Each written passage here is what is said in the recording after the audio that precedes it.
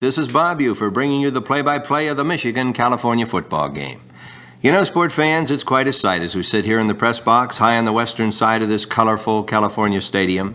It's only September, but as we look down and daydream a bit, we can't help but notice that the field is a green tinged with brown, and a white chalk line laces it together. The athletes have been moving gingerly, packed firmly in dashing uniforms where padding and muscle meet. The stand offers a stage for fashion here in California. Men in shirt sleeves and colorful sport jackets, ladies all lovely, a combination of soft curves and bright hats. There are the program hawkers, the deep-voiced peddler with his hot dogs, the soft drink boy making change, and the smiling cheerleaders. There are uniformed men in striped shirts, and of course a dog. What is it? It's football. Yes, sir, there are 5 seasons across this country every year: winter, spring, summer, fall, and football. Football season makes the barber cut hair just a little bit better, and it makes the butcher slice the steak a trifle thicker. The shoeshine boy pops his rag with more gusto. The landlord doesn't mention the overdue rent. The pilgrimage is on. Old cars, new cars, and motorbikes are jammed with riders wheeling for the stadium from north, east, south, and west, and the back roads are jam-filled. The gentleman steers with one arm, explaining a forward pass with the other. Ladies think about their figures and mentally compromise that it will only be for the one weekend, so stop the car, get some hot dogs and drinks from the roadside stand. On grassy lots and asphalt sidings, high school lawns and golf greens, the cars line up with the hood ornaments pointing toward the main gates. Trunk compartments fly up to supply sandwiches, sliced cake and pickles, and a few pints after touchdown, even though the game hasn't begun yet. The insurance man waves and doesn't mention his newest policy, rather wants to know who's favored. Old friends are greeted, and new friends are introduced between bites.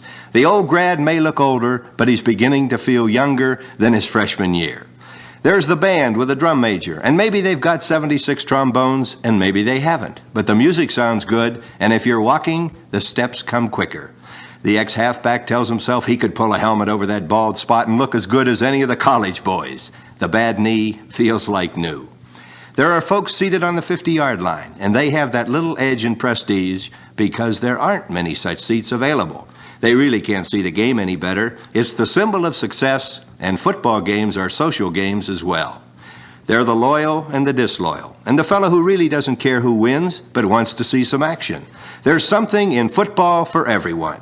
Some can cheer the players, some can second-guess the coach, some can listen to transistor radios and see how wrong we radio announcers can be, while some just enjoy the ballet of young bulls in battle.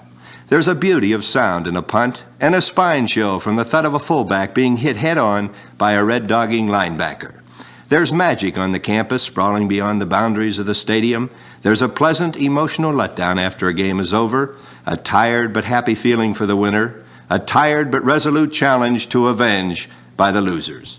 The stand's empty, and the fog of battle lifts, and there's a stillness, and a grandeur, and a look to the future.